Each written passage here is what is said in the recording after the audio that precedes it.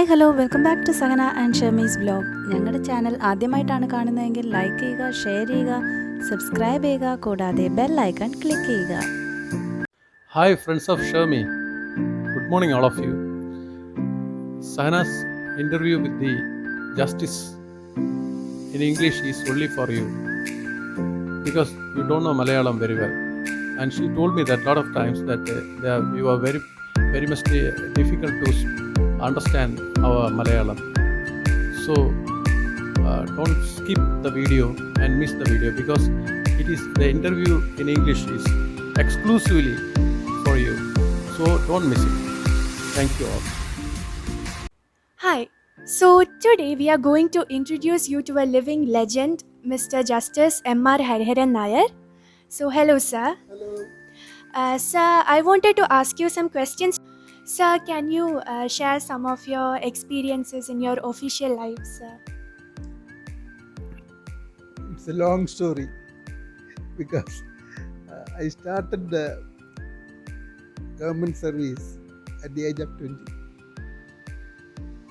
I appeared for the Public Service Commission examination just when I completed 18 years, got recruitment into government service, and now I have passed 80.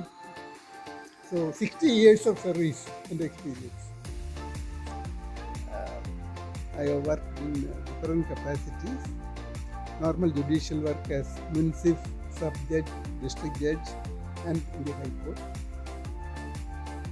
Then on deputation to the Food Corporation of India as its law officer for 2 states simultaneously, Kerala and Karnataka. So 15 days there, 15 days here. Like that I have worked. Then I was State Cooperative Tribunal, State Transport Appellate Tribunal, CBI Special Judge.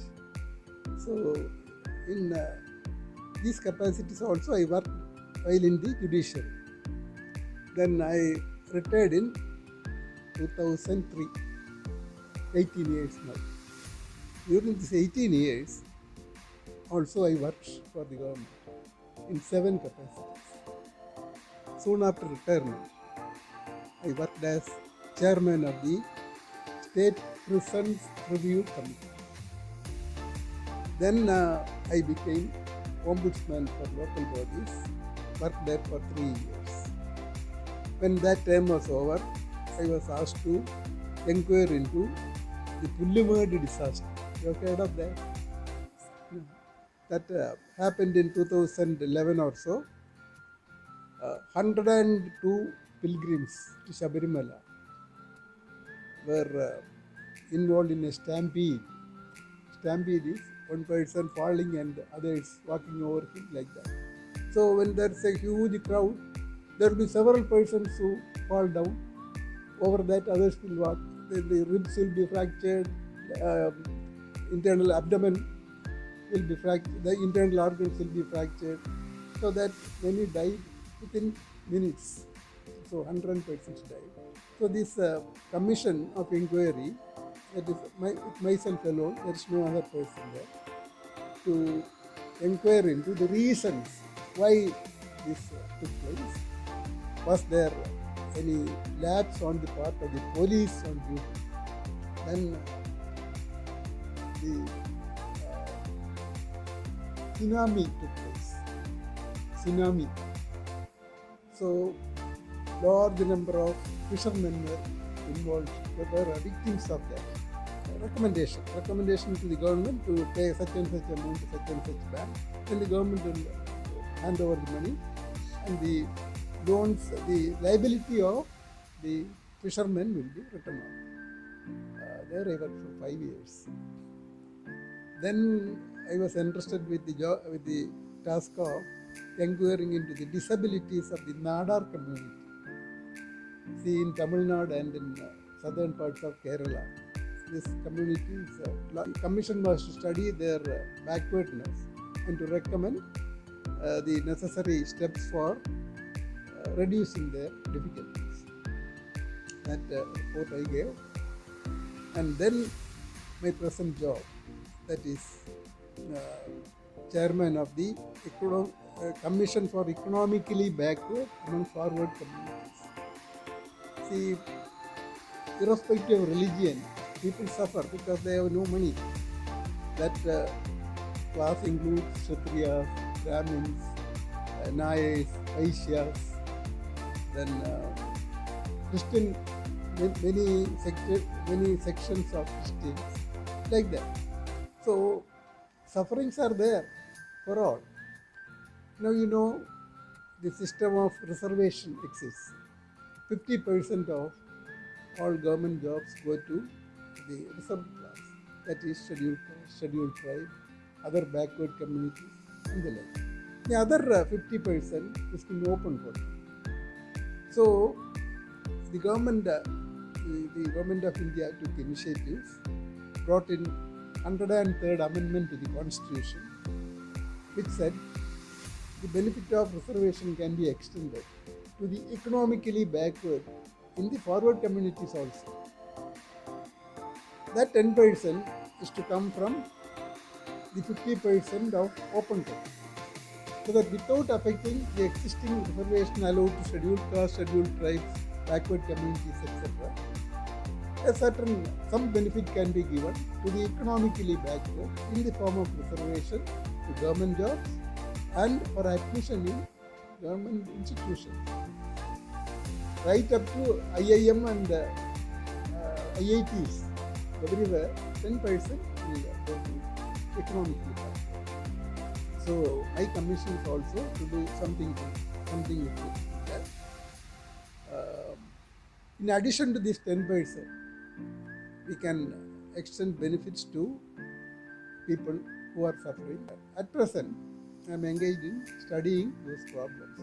It's a 4-member commission. I am the chairman. By February, that work will be over. By March.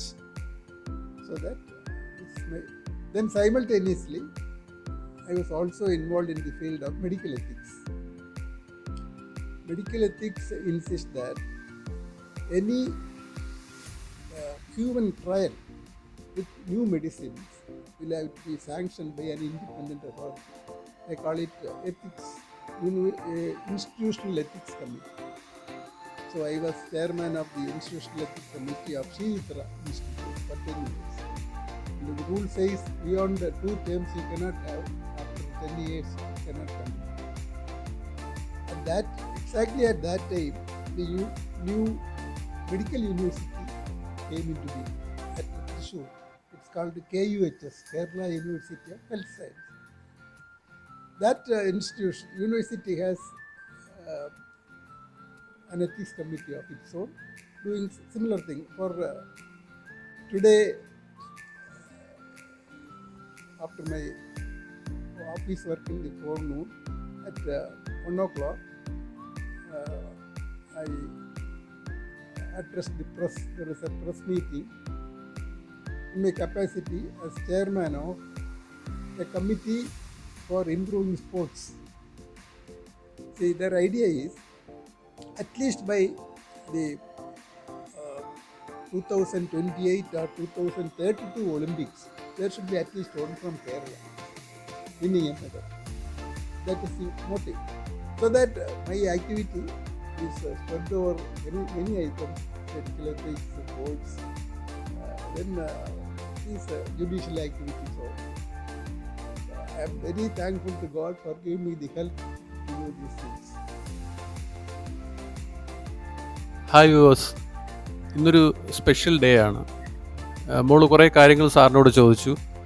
നിങ്ങൾക്കത് മനസ്സിലായി കാണുമെന്ന് വിശ്വസിക്കുന്നു. It's a special day for us because ഒരു വലിയ മനുഷ്യനെയാണ് നമ്മളിന്ന് നിങ്ങളുടെ മുമ്പിലേക്ക് എത്തിക്കുന്നത്. Shri justice M R. ഹരിഹരൻ നായർ. അദ്ദേഹം ഹൈക്കോടതിയിൽ ഇരുന്ന് ജഡ്ജായിട്ട് നമ്മുടെ കേരളത്ത് ഹൈക്കോടതി ജഡ്ജായിട്ട് റിട്ടയർ ചെയ്ത ആളാണ്. അദ്ദേഹത്തിൻ്റെ ജീവിത അനുഭവങ്ങളെക്കുറിച്ചൊക്കെ നിങ്ങളോട് പറഞ്ഞു. അദ്ദേഹം ഒരുപാട് സ്ഥാനങ്ങൾ ഈ പ്രായത്തിനകത്ത് വഹിച്ചിട്ടുണ്ട്. ഇപ്പോൾ അദ്ദേഹം തന്നെ പറയുന്നുണ്ട്, ഞാൻ വയസ്സ് പറയാൻ പാടില്ല, എന്നാലും അദ്ദേഹത്തിന് ഇപ്പോൾ 80 വയസ്സായി എന്നാണ് അദ്ദേഹം പറയുന്നത്. ഈ പ്രായത്തിലും അദ്ദേഹം വർക്ക് ചെയ്യുകയാണ്. 2003 പെൻഷൻ ആയതിനു ശേഷവും കഴിഞ്ഞ 18 വർഷമായിട്ട് അദ്ദേഹം സർക്കാരിന് വേണ്ടി അഹോരാത്രം പ്രയത്നിച്ചു കൊണ്ടിരിക്കുകയാണ്. അപ്പം അത്ര മാത്രം ഡെഡിക്കേറ്റ് ചെയ്ത ഒരു ജീവിതമാണ് അദ്ദേഹത്തിൻ്റേത്. അർപ്പണ ബോധത്തോടു കൂടി ജീവിതം മുന്നോട്ട് കൊണ്ടുപോയ ആളാണ് Shri justice M R. Hariharan Nair sir. അപ്പോൾ അദ്ദേഹം പറഞ്ഞു, അദ്ദേഹം 18-ാമത്തെ വയസ്സിലാണ് പബ്ലിക് സർവീസ് കമ്മീഷൻ വഴി സർക്കാർ സർവീസിലേക്ക് കയറിയത്.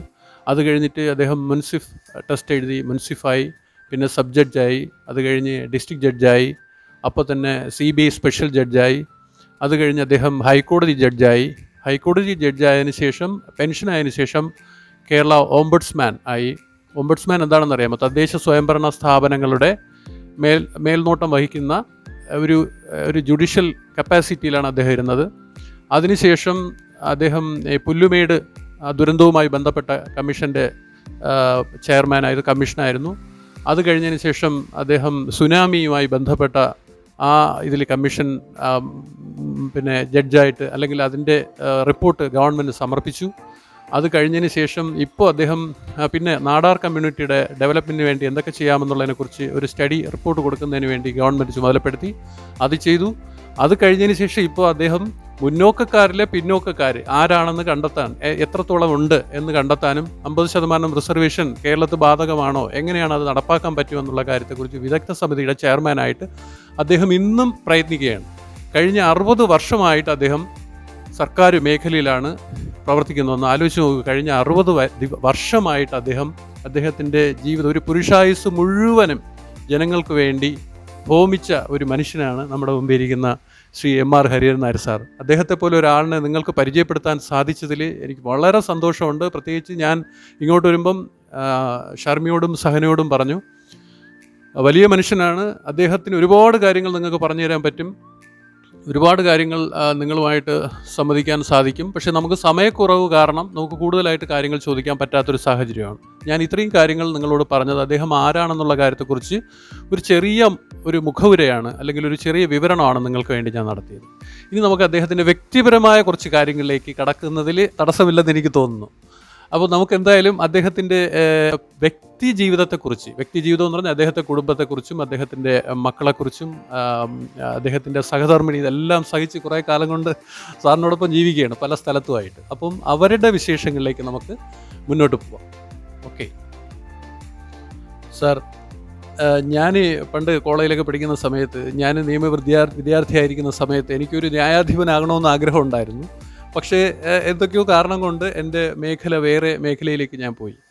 പക്ഷേ എന്നാലും സാറിൻ്റെ ഈ അച്ചീവ്മെൻറ്റ്സ് കേൾക്കുമ്പോൾ എനിക്ക് ഒരു അസൂയ തോന്നുന്നു. കാരണം ഇത്രയും കാര്യങ്ങൾ ചെയ്യാൻ പറ്റിയ ഒരു പുരുഷായുസിൽ ഇത്രയും ചെയ്യുക എന്ന് പറയുന്ന ഒരു വലിയ ഒരു സംഭവമാണ്, അതിലൊരു സംശയവുമില്ല. കാരണം ഈ 60 വർഷം കൊണ്ട് ഒരു വിവാദങ്ങളിലും പെടാതെ, ഒരു പ്രശ്നങ്ങളിലും പെടാതെ ഇങ്ങനെ മുന്നോട്ട് കൊണ്ടുപോകാമെന്ന് പറയുന്നത്, പ്രത്യേകിച്ച് കേരളം പോലുള്ള ഒരു സാഹചര്യത്തിൽ ഒരു വലിയ ടാസ്ക് തന്നെയാണ്.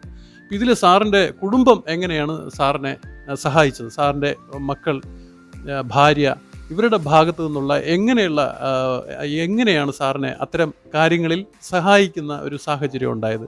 ഇപ്പോൾ അന്നത്തെ കാലത്തൊക്കെ എനിക്ക് തോന്നുന്നത് സാറ് ഹൈക്കോടതിയിലും അല്ലെങ്കിൽ പല ജില്ലകളിലും ജോലി ചെയ്യുന്ന സമയത്ത് ഭാര്യയും മക്കളും ഇതിനോടൊപ്പം എങ്ങനെ സഹകരിച്ചിരുന്നു? അന്നത്തെ കാലത്ത് സാറിന് എല്ലാ കാര്യങ്ങളും ചിലപ്പോൾ ശ്രദ്ധിക്കാൻ പറ്റുന്ന ഒരു സാഹചര്യം ഉണ്ടായിരിക്കില്ല. കാരണം 60 വർഷക്കാലമായിട്ട് ഈ ഫീൽഡിൽ നിൽക്കുമ്പോൾ കുടുംബത്തെ ശ്രദ്ധിക്കുന്നതിന് ചിലപ്പോൾ പരിമിതികൾ കാണും.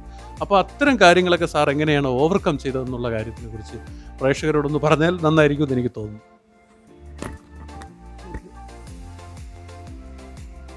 കുടുംബത്തിൻ്റെ കാര്യം പറയുകയാണെങ്കിൽ, എൻ്റെ ബലം എന്ന് പറയുന്നത് എൻ്റെ സമഭാഗമാണ്. 52 വർഷമായി ഞങ്ങളുടെ വിവാഹ ജീവിതം തുടങ്ങിയിട്ട്. 17 വയസ്സിലോ 18 വയസ്സിലോ ആണ് എൻ്റെ കൂടെ കൂടിയത്.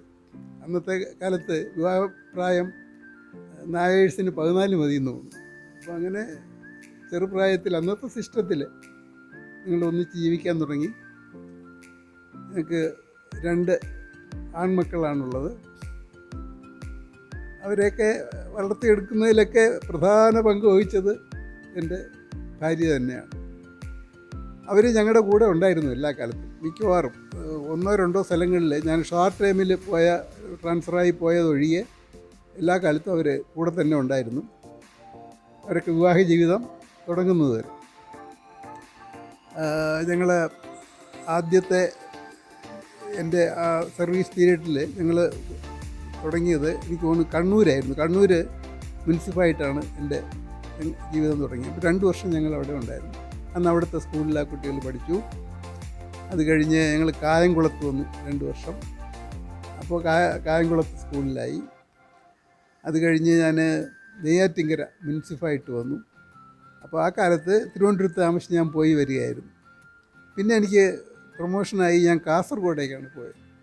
അതൊരു 8 മാസമേ ഞാൻ അവിടെ ഉണ്ടായിരുന്നുള്ളൂ. ആ കാലത്ത് മാത്രം ഞാൻ ഒരു ദിവസം കാണാനായിട്ട് കൊണ്ടുപോയതല്ലാതെ 8 മാസം ഞങ്ങൾ ഫാമിലിയായിട്ട് താമസിച്ചില്ല. അത് കഴിഞ്ഞ് പിന്നെ പ്രൊമോഷനായ കാലത്തെല്ലാം കൂടുതലും എറണാകുളത്തായിരുന്നു. CBI ജഡ്ജായിട്ടും അഡീഷണൽ ഡിസ്ട്രിക്ട് ജഡ്ജായിട്ടും പിന്നെ ആ കാലത്തെല്ലാം ഒരു കുട്ടികൾ കൂടെ ഉണ്ടായിരുന്നു. ഇപ്പോൾ 2 പേരും വിവാഹ ജീവിതം നയിക്കുന്നത് എറണാകുളത്താണ്. ഒരാളുടെ ഭാര്യ കോട്ടയം ജില്ലയിൽ കുറവിലങ്ങാടെന്ന് പറയുന്ന സ്ഥലത്തു നിന്നാണ്. രണ്ടാമൻ്റെ ഭാര്യ തൃപ്പൂണിത്തുറ. അപ്പോൾ ഒരാൾ തൃപ്പൂണിത്തുറയും ഒരാൾ കാക്കനാടും താമസിക്കുന്നു. മിക്കവാറും എല്ലാ മാസങ്ങളിലും ഞങ്ങളവിടെ പോകാറുണ്ട്. ഇടയ്ക്ക് അവരിങ്ങോട്ട് വരും. അങ്ങനെ ഒരു സംതൃപ്ത കുടുംബജീവിതമാണ് എന്ന് പറയാം. സാറിൻ്റെ മക്കളൊക്കെ ഇപ്പോൾ എന്ത് ചെയ്യുന്നു? എന്ത് ജോലിയിലാണ് അവർ? എന്താണ് ഇപ്പം അവർ വർക്ക് ചെയ്യുകയാണോ? അവർ എന്താണ് ചെയ്യുന്നത് സാർ? ഞങ്ങളുടെ മൂത്ത മകൻ എഞ്ചിനീയറാണ്. ഇലക്ട്രിക്കൽ ആൻഡ് ഇലക്ട്രോണിക്സ് ഡിഗ്രി കഴിഞ്ഞതിന് ശേഷം എറണാകുളത്ത് സർക്കാർ ജോലിയോട് താല്പര്യം കുറവാണ്. ഞാൻ ഫാറമൊക്കെ വാങ്ങിച്ചുകൊണ്ട് കൊടുത്ത് അതിലേക്ക് ശ്രമിച്ചെങ്കിലും എന്തോ അതിലേക്ക് താല്പര്യമില്ല. അയാളുടെ ചിന്താഗതി അല്പ സ്വതന്ത്രമാണ്. അപ്പോൾ അങ്ങനെ അവിടെ അസ്ട്രോവിഷൻ എന്ന് പറയുന്ന ഒരു കമ്പനിയിൽ എഞ്ചിനീയറായിട്ട് ചേർന്നു. പിൽക്കാലത്ത് അവരവിടെ അയാളുടെ ഡയറക്ടറാക്കി. അതിൻ്റെ ചുമതല ഇപ്പോഴും തുടരുന്നു. പിന്നെ ഈ മാലയോഗം എന്ന് പറഞ്ഞിട്ട് ഒരെണ്ണം ഉണ്ടല്ലോ, ആ സോഫ്റ്റ്വെയർ ഉണ്ടാക്കുന്നത് കമ്പനി, അതിൻ്റെ മാനേജിങ് ഡയറക്ടറാണ് ഇപ്പോഴേ. രണ്ടാമത്തെ മകൻ ഹൈക്കോടതിയിൽ പ്രാക്ടീസ് ചെയ്യുന്നു, അഡ്വക്കേറ്റാണ്. അപ്പോൾ സാറിന് 2 മക്കളാണ്. ഒരാൾ മൂത്ത ആൾ എഞ്ചിനീയറും രണ്ടാമത്തെ ആൾ അഡ്വക്കേറ്റുമാണ് ഹൈക്കോടതിയിൽ. അപ്പോൾ ഈ സാറ് പറഞ്ഞു ഈ സർക്കാർ ഉദ്യോഗത്തിനോട് ചിലപ്പം ഇപ്പോൾ സാറിൻ്റെ ഈ തിരക്ക് കാരണമായിരിക്കും ചിലപ്പോൾ മകൻ തീരുമാനം എടുത്തത് സർക്കാർ ഉദ്യോഗം വേണ്ടെന്ന്. അതുകൊണ്ട് കാരണം ഈ രാത്രിയും പകലും ഇല്ലാത്ത ഈ വർക്ക് ഈ കണ്ടിരിക്കാം. അപ്പോൾ അതുകൊണ്ട് വിചാരിച്ചു ഞാനൊന്ന് മാറ്റി പിടിക്കാം എന്നായിരിക്കും അദ്ദേഹം ചിന്തിച്ചത്. അപ്പോൾ ഇപ്പോഴും നിലവിലും നമ്മൾ വേറൊരു കാര്യം ശ്രദ്ധിക്കേണ്ടതെന്ന് പറഞ്ഞാൽ അദ്ദേഹത്തിന് നമ്മളിപ്പോൾ ഒരു കാര്യം മനസ്സിലാക്കേണ്ടത്, ഞാൻ പുതുതലമുറയോടാണ് പറയുന്നത്, പുതിയ തലമുറയോട്, സഹന ഉൾപ്പെടെയുള്ള 2K കിഡ്സ് ഉണ്ടല്ലോ, അവരോട് ഞാൻ പറയുകയാണ്. അദ്ദേഹം പഴയ ജനറേഷനിൽപ്പെട്ട ആളാണ്. പക്ഷേ അദ്ദേഹത്തിൻ്റെ ആ ഒരു വർക്ക് ഹോളിക് ആയിട്ടുള്ള നേച്ചർ ഒന്ന് കാണുക. അതായത് കഠിനാധ്വാനം. ഈ പ്രായത്തിൽ കഴിഞ്ഞ 60 വർഷമായിട്ട് അദ്ദേഹം വിവിധ മേഖലകളിൽ വളരെയേറെ കഷ്ടപ്പാടുള്ള, ഒരുപാട് പ്രശ്നങ്ങളുള്ള മേഖലകളിൽ പ്രവർത്തിച്ച് വ്യക്തിമുദ്ര പതിപ്പിച്ച ഒരാളാണ്. അപ്പോൾ എന്തുമാത്രം ഡെഡിക്കേഷൻ ആ ലൈഫിന് വേണമെന്ന് നിങ്ങൾ ആലോചിച്ച് നോക്കുക. അതായത് ഒരു സമൂഹത്തിൻ്റെ ഭാഗതയെ നിർണ്ണയിക്കുന്ന രീതിയിലുള്ള പ്രശ്നങ്ങൾ സോൾവ് ചെയ്യാനാണ് അദ്ദേഹം ശ്രമിച്ചത്. അപ്പോൾ അതിൻ്റെ ഭാഗമായിട്ട് എന്തുമാത്രം ബ്രെയിൻ വർക്ക് ചെയ്താൽ മാത്രമേ അത്തരം സാഹചര്യങ്ങളിൽ എത്താൻ സാധിക്കുമെന്ന് ആലോചിച്ച് നോക്കുക. അപ്പോൾ നമ്മളൊക്കെ ചെയ്യുന്ന വളരെ നിസ്സാരമായ പ്രവൃത്തിയായിട്ട് നമുക്ക് മനസ്സിലാക്കാവുന്നേ ഉള്ളൂ. നമ്മളിപ്പോൾ ഒരു ദിവസം ജോലി ചെയ്ത് കഴിഞ്ഞ് വൈകുന്നേരം നമ്മൾ വളരെ ക്ഷീണിതരായി ഇനി നാളെ എങ്ങനെ മുന്നോട്ട് പോകും എന്നുള്ളതിനെക്കുറിച്ചാണ് ആലോചിക്കുന്നത്. എല്ലാവരും ജോലി കയറി കഴിഞ്ഞ് ഇനി എന്ന് പെൻഷനാകും എന്നുള്ളതിനെക്കുറിച്ചാണ് പലരും ആലോചിക്കുന്നത്. കാരണം ഈ തിരക്ക് പിടിച്ച ജീവിതവും ഈ ടെൻഷൻ പിടിച്ച ജീവിതത്തിൽ നിന്നൊന്ന് റിലാക്സ് ചെയ്യാമല്ലോ എന്നാണ് അത്. പക്ഷേ അദ്ദേഹത്തിൻ്റെ ജീവിതം മുഴുവനായിട്ടും സമൂഹത്തിന് വേണ്ടിയും സർക്കാരിന് വേണ്ടിയും ചിലവാക്കാൻ വേണ്ടി സന്നദ്ധനായിരിക്കുന്ന ഒരു വ്യക്തിയാണ്. അപ്പോൾ ഇതൊക്കെ നമ്മൾ ഈ പുതിയ തലമുറ ഇതൊക്കെ കണ്ടു പഠിക്കേണ്ടതായിട്ടുണ്ട് എന്നാണ് എനിക്ക് പറയാനുള്ളത്. ഞാൻ അതുകൊണ്ടാണ് അദ്ദേഹത്തെ പോലുള്ള ഒരു വ്യക്തിയെ നിങ്ങളുടെ മുമ്പിലേക്ക് പരിചയപ്പെടുത്താൻ ശ്രമിക്കുന്നത്. സമൂഹത്തിൽ ഇങ്ങനെയുമുള്ള ആൾക്കാർ നമ്മുടെ ഇടയിലുണ്ടെന്നും ഈ സമൂഹത്തിന് വേണ്ടി കഠിനാധ്വാനം ചെയ്യുന്ന, നിർലോഭമായി കഠിനാധ്വാനം ചെയ്യുന്ന ഒരുപാട് ആൾക്കാരുണ്ടെന്നും അതിലൊരു വളരെ വലിയ വ്യക്തിയാണ് നമ്മൾ കണ്ട ഹരിഹരൻ നായർ സാറാണെന്നുള്ള കാര്യം കൂടി നിങ്ങൾ മനസ്സിലാക്കാൻ വേണ്ടി, ഓർമ്മിപ്പിക്കാൻ വേണ്ടിയാണ് ഇങ്ങനെ ഒരു ഉദ്യമത്തിന് ഞങ്ങൾ തയ്യാറായത്. I am a student of class 10th. I am going to give my board exams soon. I wanted to have some advice about that. When I take exams, I get really nervous. What can you say to that? See, Are you a listener of Man Ki Baat? Modi ji off and on advises students about the ways you should prepare for the examination and how you should write. The main thing is that it should be a steady progress. Don't leave things to the last minute. So cover your lessons as and when they are taught, or at least during the weekends, so that by the time you reach the stage of examination, you will almost be ready. Only thing is, slight revision will be necessary. And in any case, there is no purpose in being tense. So that try to calm yourself. Probably yoga may help. And also listen to these tips given by Modi ji, not only Modi ji, and other experts also. B.S. Warrior sometimes gives some advice. It will appear in some videos also. So that, generally speaking, it is the gist. Don't leave things to the last minute. You may not get confidence, may not get time. Better to cover lessons as and when they progress. That's all that you can do. And also, Dr. Alexander Jacobs gives some more tips. That is, go after consuming a chocolate. He thinks that may help. And also, certain types of food to be avoided, which may make you sleepy. So it is in the net. You try to see and absorb items from there. Thank you.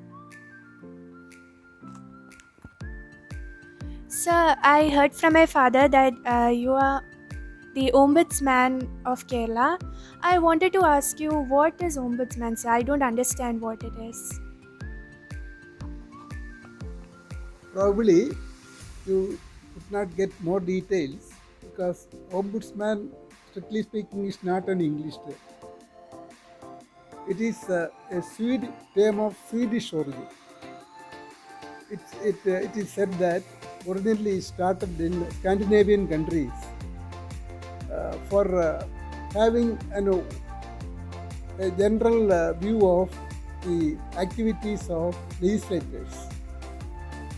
Then they found that system can work with regard to specific departments also.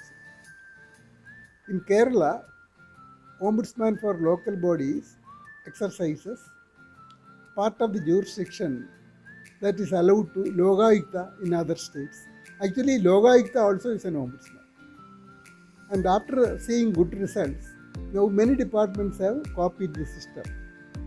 For example, you have an ombudsman for electricity, an ombudsman for banking, ombudsman for cooperation, for regulating cooperative societies, and 2 or 3 more.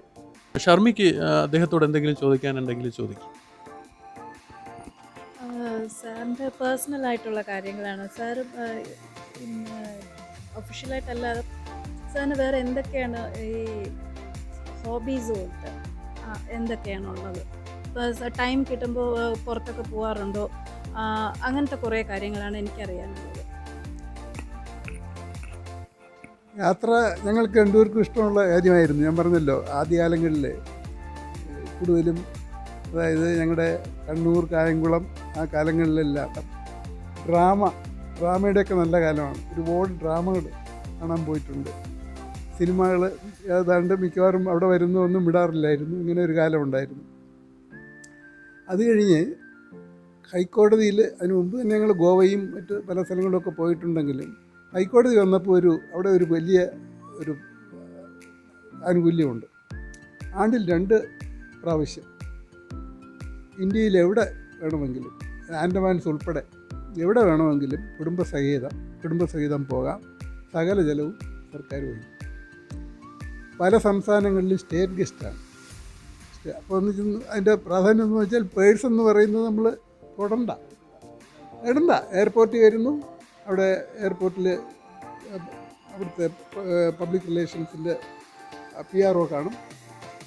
PRO വന്ന് നമ്മൾ നേരെ ഹോട്ടലിലാക്കുന്നു. Hotel ബില്ലുകളൊക്കെ അവർ തന്നെ അടയ്ക്കുന്നു. അടുത്ത് പോകേണ്ട സ്ഥലം എന്താണെന്ന് വെച്ചാൽ ഷെഡ്യൂൾ അനുസരിച്ച് അവിടെ കൊണ്ട് എയർപോർട്ടിൽ വിടുന്നു. അങ്ങനെ അത് എല്ലാം നോക്കുന്നു.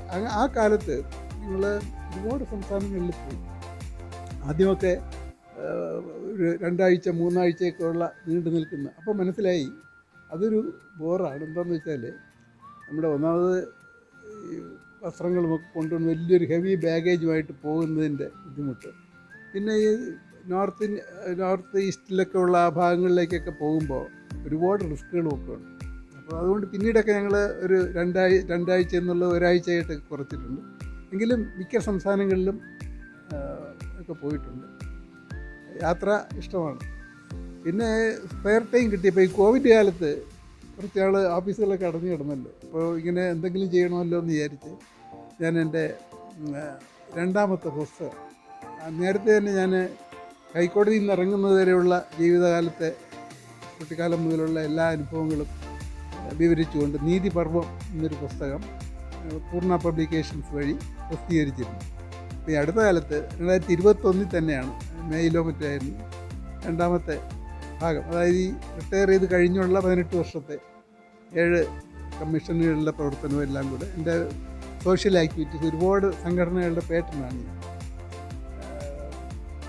അതിനെപ്പറ്റിയൊക്കെയുള്ള വിവരങ്ങൾ എല്ലാം ഉൾക്കൊള്ളിച്ചുകൊണ്ട് നീതി നിയോഗങ്ങൾ എന്നൊരു പുസ്തകം ഇപ്പോൾ ഇറക്കി. അങ്ങനെ എൻ്റെ ജീവിതം തുറന്ന പുസ്തകമാണ്. പിന്നെ ഈ നേരത്തെ ചോദിച്ചല്ലോ ഈ ഇതിനുള്ള സ്റ്റാമിന, അത് 2 കാര്യമുണ്ട്. ഒന്ന്, ജീവിതം ഡിസിപ്ലിൻഡ് ആയിരിക്കും. ഞാനൊരു 40 വയസ്സ് മുതൽ യോഗ ചെയ്യുന്നുണ്ട്. കാലത്ത് 1 മണിക്കൂർ എവിടെയായിരുന്നാലും അത് അത്തരത്തിലുള്ള എക്സസൈസ് ചെയ്യും. അതുകൊണ്ടാണ് ഈ കഴുത്തിൻ്റെ വേദനയോ തലവേദനയോ നടുവേദനയോ ഒന്നുമില്ല. ഞാൻ ഈ മാസത്തിൽ കഴിഞ്ഞ ഒരു 20-ാം തീയതി പാലക്കാട്, 21 കോട്ടയം, 22 കൊല്ലം, അത് കഴിഞ്ഞ് ഇവിടെ വന്നു. 25-ന് കാസർഗോഡ് നിന്ന് 26 കണ്ണൂർ, 28-ാം തീയതി കാലത്ത് 30 മെനയാന്ന് രാവിലെയാണ് ഞാൻ വന്നത്. ഇപ്പോൾ എൻ്റെ ഓഫീസിൽ കൂടെ ചില പ്രശ്നങ്ങളുമായിട്ട് ഇരിക്കുന്നു. എനിക്ക് പ്രശ്നമൊന്നുമില്ല. അത് എന്താണെന്ന് വെച്ചാൽ ഒരു 40 വയസ്സിൽ ചെറിയ പ്രശ്നങ്ങൾ തുടങ്ങിയപ്പോൾ തന്നെയാണ് ഞാൻ യോഗ തുടങ്ങിയത്. അത് വലുതായ ഗുണങ്ങൾ പറഞ്ഞറിയിക്കാൻ ഒക്കും. എല്ലാ വേദനകളുടെയും തുടക്കം എന്താണെന്ന് വെച്ചാൽ ബ്ലഡ് സർക്കുലേഷൻ അതാത് സ്ഥലങ്ങളിൽ പോകുന്നില്ല. യോഗയുടെ അഡ്വാൻറ്റേജ്, യോഗയും എക്സസൈസുകളും പമ്പ് ചെയ്ത് എല്ലാ സ്ഥലങ്ങളിലും എത്തിക്കുമ്പോൾ ഈ വേദനകളൊന്നുമില്ല, അലർട്ടായിരിക്കാം. പിന്നെ പ്രായത്തിൻ്റെതായ കുറേ പരിമിതികൾ, ഇടയ്ക്ക് ഇപ്പോൾ ഉച്ചയ്ക്ക് ഒരു 15 മിനിറ്റ് കിടക്കണം, അത് റെസ്റ്റ് എടുക്കണം, ബാക്കി സമയം പ്രവർത്തിക്കാമല്ലോ. ഒരു 11 മണി വരെ പ്രവർത്തിക്കുന്നതിനൊന്നും ഒരു ബുദ്ധിമുട്ടില്ല. സാറിപ്പോൾ 2 പുസ്തകങ്ങളാണ് എഴുതിയത്, നീതിപർവവും നിയോഗങ്ങളും എന്ന് പറഞ്ഞ 2 പുസ്തകങ്ങൾ എഴുതിയിട്ടുണ്ട്. 2 പൂർണ്ണ പബ്ലിക്കേഷൻസ് ആണോ? ഒന്ന് ഓക്കെ, ഒന്ന് പൂർണ്ണ പബ്ലിക്കേഷനും ഒന്ന് പുണ്യദർശനം പബ്ലിക്കേഷൻ. ഇത് 2ആണ് ഈ പുസ്തകങ്ങൾ. ഈ പുസ്തകങ്ങൾ 2ഉം അദ്ദേഹം എഴുതിയതാണ്. ഈ ഇടയ്ക്കാണ് അതിൻ്റെ ഒരു പുസ്തക പ്രകാശനം നടന്നത്. ഞാൻ സാറിനെ ഒരു കുറേ കാലം മുമ്പ് പരിചയപ്പെട്ടു. അന്ന് മുതൽ സാറിനോട് വ്യക്തിപരമായ ബന്ധം ഞാൻ സൂക്ഷിക്കുന്നുണ്ട്. സാറിൻ്റെ എല്ലാ വിഷയങ്ങളും എല്ലാ ദിവസവും രാവിലെ സാറൊരു ഗുഡ് മോർണിംഗ് എനിക്ക് അയക്കും. ഞാൻ തിരിച്ചതുപോലെ തന്നെ സാറിന് എൻ്റെ ജീവിതത്തിൽ നടക്കുന്ന പ്രധാന സംഭവങ്ങളെല്ലാം ഞാൻ സാറിനോട് ഷെയർ ചെയ്യാറുണ്ട്. ഒരുപാട് അഡ്വൈസ് സാർ തരാറുണ്ട്. നമ്മുടെ ഫാമിലി എങ്ങനെ കൊണ്ടുപോകണം എന്ന് വരെ അദ്ദേഹത്തിൻ്റെ ഉപദേശങ്ങളിലുണ്ട്. അപ്പോൾ അങ്ങനെ ഒരു വലിയ ഒരു മാർഗദർശിയും ക്രാന്തദർശിയുമാണ് ശ്രീ ഹരിഹരൻ നായർ സാറ്.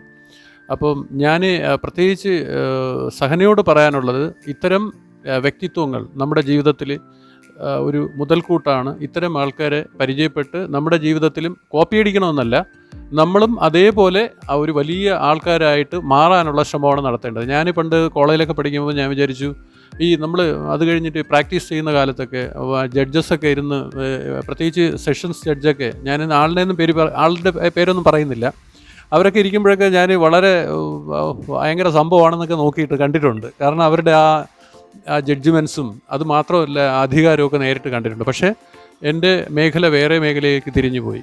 അപ്പോൾ എന്ന് പറഞ്ഞാൽ ജുഡീഷ്യറി എന്ന് പറയുമ്പോൾ ഒരുപാട് ആൾക്കാരെ സഹായിക്കാൻ പറ്റുന്ന ഒരു മേഖലയാണ്. അപ്പോൾ അദ്ദേഹത്തിൻ്റെ ഇപ്പോഴുള്ള പ്രവർത്തനം പോലും ദൂരവ്യാപകമായിട്ട് നമ്മുടെ സമൂഹത്തിൽ ഒരുപാട് ആൾക്കാരെ സഹായിക്കുന്ന രീതിയിലാണ് കാര്യങ്ങൾ പോകുന്നത്. അദ്ദേഹത്തിനെ ഓർക്കുന്ന ഒരുപാട് പേര് ഈ സമൂഹത്തിലുണ്ട്. പല ജഡ്ജ്മെൻറ്റ്സിലും ജഡ്ജ്മെൻറ്റ്സിലും അദ്ദേഹത്തെ ഓർക്കുന്ന പലരും കാണും. എനിക്ക് തോന്നുന്നത് സഹന ചോദിക്കാതെ പോയ ചില ചോദ്യങ്ങളുണ്ട്, ഷർമിയും ചോദിച്ചിട്ടില്ല. ഏറ്റവും പ്രധാനപ്പെട്ട മറക്കാൻ പറ്റാത്ത ഏതെങ്കിലും കഥകൾ സാറിൻ്റെ സർവീസിലുണ്ടോ, അല്ലെങ്കിൽ അതുമായി ബന്ധപ്പെട്ട വൈഷമ്യം നിറഞ്ഞ സാഹചര്യങ്ങൾ ഉണ്ടായിട്ടുണ്ടോ? ഇത്തരം കാര്യങ്ങളൊക്കെ നമുക്ക് ചോദിക്കേണ്ടതായിട്ടുണ്ട്. പക്ഷേ ഒരുപാട് പരിമിതികൾ നമ്മുടെ ഈ വീഡിയോയുമായി ബന്ധപ്പെട്ടുണ്ട്. എന്നാലും സാർ അത് പറയണം, കാരണം അത് പറഞ്ഞില്ലെങ്കിൽ ഈ വീഡിയോ പൂർത്തിയായിരിക്കില്ല. കാരണം അങ്ങനെയുള്ള ഒരു വൈഷമ്യങ്ങൾ, ഒരു വിഷമഘട്ടങ്ങൾ തരണം ചെയ്തിട്ടുണ്ടോ? അതായത് ഒരു ന്യായാധിപനായിരുന്ന സമയത്ത്, അത് ജില്ലാ ജഡ്ജായിരുന്നപ്പോഴോ അല്ലെങ്കിൽ ഹൈക്കോടതി ജഡ്ജായിരുന്നപ്പോഴോ, അല്ലെങ്കിൽ നമുക്കറിയാം അത് 100% അതിനകത്ത് നീതി ഉണ്ട് എന്നിരുന്നാൽ പോലും നമുക്കത് ചെയ്യാൻ പറ്റുന്ന സാഹചര്യം അതിനകത്ത് ഡയറക്റ്റായിട്ടോ ഇൻഡയറക്റ്റ്ലി നമ്മളെ മാനസികമായിട്ടോ അല്ലെങ്കിൽ എന്തെങ്കിലും തരത്തിൽ നമ്മളത് ബാധിച്ചിട്ടുണ്ടോ? അതല്ല അതിന് നമുക്ക് ഒരു സാറ്റിസ്ഫാക്ഷൻ, ഒരു സംതൃപ്തി നമ്മുടെ ജീവിതത്തിൽ ഉണ്ടായിട്ടുണ്ടോ? അത് 100% നമുക്ക് നമ്മുടെ മനോധർമ്മം അനുസരിച്ച് നമുക്ക് ചെയ്യാൻ സാധിച്ചിട്ടുണ്ടോ എന്ന് ഞാനിത് ചോദിക്കാൻ കാരണം, പലരും വിചാരിച്ചിരിക്കുന്ന പലരുടെ ഇൻഫ്ലുവൻസും കാരണം ചിലപ്പോൾ ചില സാഹചര്യങ്ങൾ ചിലപ്പോൾ ചെയ്യേണ്ടി വരും എന്നുള്ളതാണ്. പക്ഷേ നമുക്ക് സ്വതന്ത്രമായി ചിന്തിച്ചാൽ പല കാര്യങ്ങളും ചെയ്യാൻ പറ്റും എന്നുള്ളതിന് ഉദാഹരണമാണ് സാറിൻ്റെ ഈ 60 വർഷത്തെ ഔദ്യോഗിക ജീവിതം. അപ്പോൾ അതുകൊണ്ട് ഞാൻ ചോദിക്കുകയാണ്, അത്തരം സാഹചര്യങ്ങൾ സാറ് തരണം ചെയ്തിട്ടുണ്ടോ? അങ്ങനെയാണെങ്കിൽ തീർച്ചയായിട്ടും എനിക്ക് തോന്നുന്നത് സമൂഹത്തിലുള്ള പലരും അത് ശ്രദ്ധിച്ചിട്ട് അത്തരം കാര്യങ്ങൾ അവരും കുറേ കൂടി ജാഗരൂകരാകും. അതുകൊണ്ടാണ് ഞാൻ സാറിനോട് ആ ചോദ്യം ചോദിക്കുന്നത്. എന്താണ് സാറിന് അതിനെക്കുറിച്ച് പറയാനുള്ളത്? ഒരു ജഡ്ജിൻ്റെ നിലനിൽപ്പ് ഈശ്വരൻ്റെ സപ്പോർട്ടോടുകൂടിയാണ് എന്ന് ഞാൻ വിശ്വസിക്കുന്നു. കാരണം എത്ര പേര് നല്ല അഭിപ്രായം പറയുമോ അത്രയും പേര് ചീത്ത അഭിപ്രായം പറയും. കാരണം എന്താണ്, ഒരു കേസ് ഏതെങ്കിലും ഒരു കക്ഷി ജയിച്ചേ പറ്റുള്ളൂ. ജയിച്ചാൽ ആ കക്ഷിക്ക് സമ്മതനാവും, മറ്റേ ആൾക്ക് അത് ശത്രുതയും ഉണ്ടാവും. കൊലപാതക കേസുകളൊക്കെ കൈകാര്യം ചെയ്യുന്ന ഘട്ടങ്ങളിൽ പലപ്പോഴും പൂമക്കത്തുകൾ കിട്ടാറുണ്ട്. മക്കളെ ഉപദ്രവിക്കും, നിങ്ങളെ തന്നെ പൊട്ടിക്കളയും, അങ്ങനെയൊക്കെയുള്ള അത് നമുക്ക് അതിൻ്റെ പുറകെ പോവുകയാണെങ്കിൽ പിന്നെ ജോലി ചെയ്യാൻ ഒക്കില്ല. അപ്പോൾ അതൊക്കെ ദൈവം നോക്കിക്കൊള്ളു. അത് നോക്കേണ്ട ആൾ നമ്മളല്ല. എൻ്റെ ജോലി ഇതാണ് എന്നുള്ള ആ ഒരു ഫേം കൺവിക്ഷനിൽ മാത്രമേ. പിന്നെ ജഡ്ജസ് പബ്ലിക്കുമായിട്ട് മിങ്കിൾ ചെയ്യാൻ പോകില്ല. അതിൻ്റെ ഒരു കോഡ് ഓഫ് കോണ്ടക്റ്റ് ഉണ്ട് ഞങ്ങൾ കഴിയുന്നത് മാറി. കാരണം അത്രയും നമുക്ക് എത്രയോ സുഹൃത്തുക്കളുണ്ട്, പലതരത്തിലുള്ള ഇൻഫ്ലുവൻസുകൾ വരാം. അപ്പോൾ അത് വന്നാൽ കർശനമായിട്ട് അതിനെ നമുക്ക് നേരിടേണ്ടി വരും. അതായത് ഇപ്പോൾ നമുക്ക് നമ്മുടെ ഇരിപ്പ് വിഷയമുണ്ട്. ഞാനിപ്പോൾ ജഡ്ജാണെന്ന് വയ്ക്കുക, താങ്കൾ എൻ്റെ അടുത്ത് സ്വന്തം അല്ലെങ്കിൽ ഒരു അടുത്ത ബന്ധുവിൻ്റെ ഒരു കാര്യം പറയുമ്പോൾ തന്നെ ഞാൻ പറയും, അയ്യോ ഇതെനിക്ക് എൻ്റെ കയ്യിൽ ഉള്ള കാര്യമല്ല. പിന്നെയും പറയുകയാണെങ്കിൽ അടുത്ത ദിവസം പോയിട്ട് ഈ കേസിൽ നിന്ന് ഞാൻ ഒഴിവാകുന്നു, റിക്യൂസൽ എന്ന് പറയില്ല, ഇടയ്ക്കിടയ്ക്ക് നമ്മൾ കേൾക്കും. കാരണമൊന്നും പറയണ്ട, വ്യക്തിപരമായ കാരണങ്ങളാൽ ഈ കേസിൽ നിന്ന് ഞാൻ ഒഴിവാകുന്നു. അത് വേറൊരു ജഡ്ജിന് പോകും. അപ്പോൾ കുറച്ച് ദിവസത്തേക്ക് താങ്കൾക്ക് പ്രയാസം തോന്നും, ഞാൻ പോയി പറഞ്ഞിട്ട് ചെയ്തില്ല. പക്ഷേ അത് ചെയ്യാൻ പോയാൽ തീർന്നു. അപ്പോൾ ഒരു കേസിനും ആ നീതിയുടെ പാതയിൽ നിന്ന് വ്യതിചലിക്കരുത്. പിന്നെ ഇത്തരത്തിലുള്ള രസകരമായ അനുഭവങ്ങൾ, വളരെ രസകരമായ അനുഭവങ്ങളുണ്ട്. എൻ്റെ പുസ്തകത്തിൽ ചിലതൊക്കെ വിവരിച്ചിട്ടുണ്ട്. ഒന്നോ രണ്ടോ എണ്ണം ഞാൻ പറയാം. ഒന്ന്, ഞങ്ങൾ രണ്ടുപേരും കൂടി മകള് പ്രസവിച്ച് കിടക്കുന്ന ഹോസ്പിറ്റലിലേക്ക് പോകാൻ ലിഫ്റ്റിന് കാത്തു നിൽക്കും. അപ്പോൾ ഒരാൾ വന്ന് എൻ്റെ തോളിൽ പൊട്ടി, സാറ് ഹരിഹരൻ നായർ ജഡ്ജ് അല്ലേ? അതെ. ആരാണ്? സാറിന് എന്നെ ഓർമ്മയില്ലേ? കണ്ടിട്ടുണ്ട്. ഞാൻ പേര് പറഞ്ഞു, പുസ്തകത്തിൽ പേരൊക്കെ ഇട്ടിട്ടുണ്ടെന്ന് തോന്നുന്നു. ഇന്നാരാണ്? സാർ എന്നെ ജീവപര്യന്തം നിന്നും തടവിന് ശിക്ഷിച്ചിട്ട് കോട്ടയത്ത് ജഡ്ജാണ്. ഇപ്പോൾ എനിക്ക് ഓർമ്മ വന്നു. അമ്മ വന്ന് സാക്ഷിയൊക്കെ പറഞ്ഞതൊക്കെ എനിക്ക് ഓർമ്മയുണ്ട്. ഇവിടെ ഇപ്പോൾ നിങ്ങൾ 14 വർഷം ആയില്ലല്ലോ, ഇന്നിപ്പോൾ ജയിലിൽ കിടക്കേണ്ട ആൾ ഇവിടെ എങ്ങനെ വന്നു? സാർ അത് ഒരു വലിയ കഥയാണ്. ഞാൻ ഇപ്പം പരോളിൽ വന്നിരിക്കുകയാണ്. എൻ്റെ ഭാര്യ ഇവിടെ നേഴ്സാണ്. അതെങ്ങനെ ജയിലിൽ കിടന്നയാൾ, നിങ്ങൾ അവിവാഹിതനായിരുന്നു എനിക്കറിയാം. ജയിലിൽ കിടന്നയാൾ എങ്ങനെ? അതും വലിയ കഥയാണ് സാർ. ജയിലിൽ കിടക്കുന്നവരെ ഉപദേശിക്കാൻ നേതാക്കന്മാർ വരും. അപ്പോൾ എന്നെ ഉപദേശിക്കാൻ വന്നത് ഒരു നണ്ണാണ്, കന്യാസ്ത്രീ. അവർ വന്നു ഉപദേശിച്ചു. ഞാൻ ആലോചിച്ചപ്പോൾ കുറേ കാര്യങ്ങളുണ്ട്. പിന്നെ കുറച്ച് ദിവസം കഴിഞ്ഞ് വന്നു. മൂന്നാമത്തെ പ്രാവശ്യം വന്നപ്പോൾ ഞാൻ അവരോട് ചോദിച്ചു, ഈ പറഞ്ഞതെല്ലാം ഞാൻ ചെയ്യാം, എന്നെ വിവാഹം കഴിക്കാം.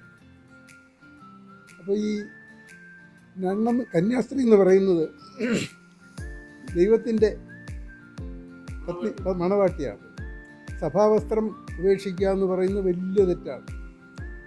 അപ്പോൾ അവരും വലിയ ചിന്താക്കുഴപ്പത്തിലായി. കാരണം ജീവൻ കൊടുക്കാം, ഒരു ജീവിതത്തിലേക്ക് തിരിച്ചു കൊണ്ടുവരാനുള്ള സന്ദർഭം കിട്ടുന്നു, പക്ഷേ സഭാവസ്ത്രം ഉപേക്ഷിക്കണം. അത് വലിയ കർശനമായ വിമർശനങ്ങൾക്ക് വിധേയമാകും. ഏതായാലും അവർ കുറേ ആലോചിച്ചിട്ട് തീരുമാനിച്ചു. ഇയാൾ ജയിലിലുള്ള കാലത്ത് തന്നെ പുറത്ത് കരുകൊണ്ട് വന്നിട്ട് വിവാഹിതരായി, കുട്ടികളുണ്ട്, അവർക്ക് ജോലിയുണ്ട്, കാണാൻ പറ്റുകയാണ്. അപ്പോൾ ഞാൻ 100 കണക്കിന് ആളുകളെ എൻ്റെ സർവീസ് കാലത്ത് ശിക്ഷിച്ചിട്ടുണ്ട്. അതിൽ ഒരാൾ വന്ന് തോളിൽ തട്ടി എന്ന് പറയുമ്പോൾ അത് എങ്ങനെ സംഭവിച്ചു എന്നുള്ളത് എനിക്കറിയാം. ഇനി അവിടെ തീർന്നില്ല. ഞാൻ റിട്ടയർ ചെയ്തിട്ട് പ്രസൻറ്റ് റിവ്യൂ കമ്മിറ്റി വന്നപ്പോൾ 8 വർഷം പൂർത്തിയാക്കിയ ആളുകളുടെ കാര്യങ്ങൾ നോക്കി ശുപാർശ ചെയ്യാനുള്ള സന്ദർഭം അതിൽ ഇദ്ദേഹത്തിൻ്റെ കേസം. പക്ഷെ അതിൽ ഒരു വലിയ പ്രശ്നമുണ്ടായിരുന്നത്, ഈ കമ്മിറ്റിയുടെ അധികാരം ഇല്ലാത്ത ചില കേസുകളുണ്ട്. അതിലൊന്ന് സ്ത്രീകളെയും കുട്ടികളെയും കൊലപാതകപ്പെടുത്തുന്ന ആ വിഭാഗത്തിൽ. അങ്ങനെ എന്തോ ഒരു സാങ്കേതികതയിൽ എനിക്ക് ആദ്യ പ്രാവശ്യം അത് എടുക്കാൻ പറ്റിയില്ല, മാറ്റിവെച്ചു. രണ്ടാമത് എഴുന്നതിന് മുമ്പ് എൻ്റെ കാലാവധി കഴിഞ്ഞു. അപ്പോൾ എനിക്ക് അവിടെ വെച്ച് ഒന്നും ചെയ്യാൻ കഴിഞ്ഞില്ല. പക്ഷേ കുറേ ദിവസം കഴിഞ്ഞപ്പോൾ എനിക്കൊരു ഫോൺ കോൾ വരും. സാർ, ഞാൻ ഇന്നാരാണ് ജയിലിൽ നിന്ന് വിളിക്കുകയാണ്. ഞാൻ ചോദിച്ചത്, നിങ്ങൾക്ക് അവിടെ ഫോൺ തന്നിട്ടുണ്ട്? ഇല്ല, ഇവിടെ ചിലരിലൊക്കെ ഉണ്ട്. അപ്പോൾ ഒരാളിൽ നിന്ന് വാങ്ങിച്ച് വിളിക്കുകയാണ്. നമ്മൾ കട്ട് ചെയ്യും, അത് ശരിയല്ല. ഒന്നുകിൽ അവിടെ നിന്ന് കത്തെഴുതാൻ അവർക്ക് പെർമിഷനുണ്ട്, കത്തെഴുതുക, അല്ലെങ്കിൽ കരോളിൽ വരുമ്പോൾ എന്നെ വിളിക്കുക എന്ന് പറഞ്ഞ് ഞാൻ കട്ട് ചെയ്തു. കുറച്ച് ദിവസം കഴിഞ്ഞപ്പോൾ കത്ത് വന്നു. സാർ, എനിക്ക് 14 വർഷമായിട്ടും എന്നെ വിടുന്നില്ല. അത് ഒരാളിൻ്റെ വ്യക്തിപരമായ ശത്രുത എന്നോട് കാണിക്കുന്നതാണ്, സാർ ഇടപെടണം. അപ്പോൾ ഞാനപ്പോൾ റിട്ടയർ ചെയ്ത് കഴിഞ്ഞു. ആ തരത്തിൽ ഒന്നും എനിക്ക് ചെയ്യാൻ പറ്റിയില്ല. പക്ഷേ ഞാൻ എറണാകുളത്തൊരു അഡ്വക്കേറ്റിനെ പറഞ്ഞു ഒരു ഫ്രീ ആയിട്ടുള്ള സർവീസിന് ഏർപ്പാട് ചെയ്ത് കൊടുത്തു. വലിയ ഫുൾ പേജിൽ റിപ്പോർട്ടുകളൊക്കെ വന്ന കേസാണ്. അത് കഴിഞ്ഞ് ട്രെയിൻ കേരളത്തിൽ വെച്ച് ആദ്യമായിട്ട് ട്രെയിനിൽ വെച്ച് നടക്കുന്ന ഒരു കൊലപാതകമായിരുന്നു സംഭവം. അപ്പോൾ ഏതായിരുന്നാലും ഹൈക്കോടതിയൊക്കെ ഇടപെട്ട് 14 വർഷം കഴിഞ്ഞ് ഇടപെട്ടു. അത് കഴിഞ്ഞ് ഇടയ്ക്കിടയ്ക്ക് എന്നെ കാണാറുണ്ട്, വീട്ടിലേക്ക് ക്ഷണിച്ചു. ഇതിൽ കുറേ വിശദമായിട്ട് പറയാൻ സമയമില്ലാത്തതുകൊണ്ട് നിർത്തുന്നു. പക്ഷേ പുസ്തകത്തിൽ ഇതിൽ കൂടുതൽ വിവരങ്ങൾ ഈ കേസിനെ പറ്റിയുണ്ട്. അമ്മയെല്ലാം ഞാൻ കൺഫ്രണ്ട് ചെയ്യുന്ന സാഹചര്യങ്ങളും ഒക്കെ അതിൽ വിവരിച്ചിട്ടുണ്ട്.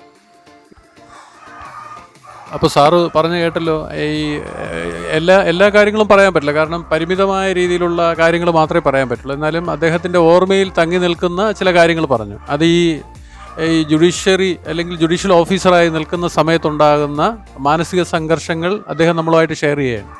അപ്പോൾ എന്തായിരുന്നാലും അദ്ദേഹം ഒരു നല്ല ഓഫീസറായിരുന്നു എന്നുള്ള കാര്യത്തിൽ സംശയമൊന്നുമില്ല. കാരണം അദ്ദേഹത്തിന് ഇതുവരെ കേരള സമൂഹത്തിൽ ഒരു വലിയ പേരും പ്രശസ്തിയും ഇന്നും അദ്ദേഹത്തിന് കൊണ്ടുപോകാൻ പറ്റുന്നുണ്ട് ഈ പ്രായത്തിൽ.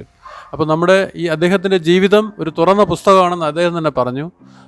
സഹധർമ്മിണി എല്ലാ കാര്യങ്ങളിലും കൂടെ നിന്ന വ്യക്തിത്വം ആയിട്ട് കൂടെ നിന്നതുകൊണ്ട്, വ്യക്തിയായതുകൊണ്ട് സാറിന് വളരെ പ്രശ്നങ്ങളെല്ലാം സോൾവ് ചെയ്യാൻ സാധിച്ചു എന്ന് പറഞ്ഞു.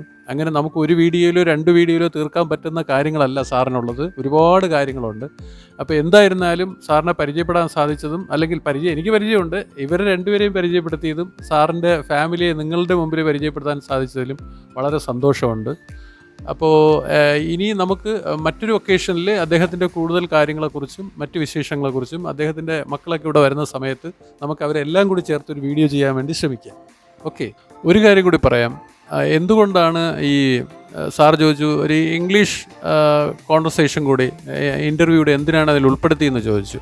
അതിന് ഞാനിപ്പോൾ അത് പറയാം. നേരത്തെ പറഞ്ഞിട്ടുണ്ട്, ഈ ഷർമിയുടെ കുറച്ച് സുഹൃത്തുക്കൾ മലയാളം അറിഞ്ഞുകൂടാത്ത കുറച്ച് ആളുകളുണ്ട്. അവരുടെ നിരന്തരമായ ഒരു റിക്വസ്റ്റാണ് കുറച്ച് ഭാഗമെങ്കിലും നിങ്ങൾ ഞങ്ങൾക്ക് പറയുന്ന മനസ്സിലാകുന്ന ഭാഷയിലൊന്ന് പറഞ്ഞു തരാമെന്ന് പറയുന്നത്. അവർ കൂടുതലും മറ്റ് രാജ്യങ്ങളിലും ഒക്കെ ഇവളോട് പല സ്ഥലത്തും ഈ ഷർമിയോടൊപ്പം പഠിച്ചവരാണ്. അപ്പോൾ അവരുടെ ഒരു റിക്വസ്റ്റും കൂടി മാനിച്ചിട്ടാണ് കുറച്ച് ഭാഗം ഇംഗ്ലീഷിൽ ഇൻ്റർവ്യൂ ചെയ്തത്. അല്ലാതെ മറ്റുള്ളവർക്ക് ബുദ്ധിമുട്ടുണ്ടാകുന്ന രീതിയിലല്ല, എല്ലാവരെയും നമുക്ക് മുഖവിലേക്ക് എടുക്കണമെന്നുള്ള ഒരു സതുദ്ദേശത്തോടു കൂടിയാണ് കുറച്ച് ഭാഗം അദ്ദേഹത്തിൻ്റെ കുറച്ച് എക്സ്പീരിയൻസസ് ഇംഗ്ലീഷിലേക്ക് ട്രാൻസ്ലേറ്റ് ചെയ്ത്, അല്ലെങ്കിൽ ഇംഗ്ലീഷിൽ നമ്മൾ ഇൻട്രോഗേറ്റ് ചെയ്യാൻ ശ്രമിച്ചത്. അത് ആ രീതിയിൽ പോസിറ്റീവായിട്ട് എല്ലാവരും എടുക്കുക. എല്ലാവർക്കും നമ്മുടെ എല്ലാവരുടെയും thank you very much. This is Sahana and Sharmi signing off. See you in a new video. Until then, bye. Thank you. ഈ വീഡിയോ ഇഷ്ടപ്പെട്ടാൽ ലൈക്ക് ചെയ്യുക, ഷെയർ ചെയ്യുക, സബ്സ്ക്രൈബ് ചെയ്യുക, കൂടാതെ ബെൽ ഐക്കൺ ക്ലിക്ക് ചെയ്യുക. പുതിയൊരു വീഡിയോയുമായി കാണുന്നത് വരെ ടാറ്റാ, ബൈ.